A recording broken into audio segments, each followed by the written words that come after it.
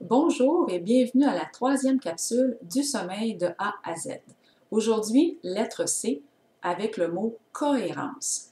Alors souvent, les parents mettent en place une stratégie pour permettre à l'enfant de développer de bonnes habitudes et ne constatent pas le manque de cohérence. La cohérence fait en sorte que la perception du bébé ou de l'enfant par rapport à ce qu'on attend de lui est très très claire. Alors il y a impossibilité pour lui de pouvoir croire qu'on attend autre chose que de dormir.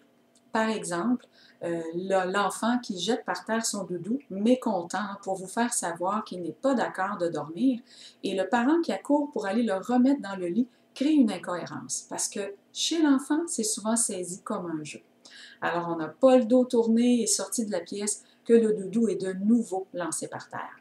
À ce moment-là, le manque de cohérence ne permet pas à l'enfant de comprendre ce qu'on attend de lui.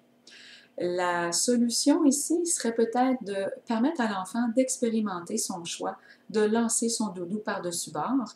À ce moment-là, le parent ne retourne pas le remettre dans son lit, pas la première fois évidemment. On va quand même expérimenter si le remettre lui permet d'arriver à s'endormir dans un délai raisonnable. Si tel n'est pas le cas, et qu'après 2, 3 expérimentations, l'enfant lance son doudou par terre, on ne retourne pas, on lui permet d'expérimenter. Une fois qu'il dort, on le remet dedans.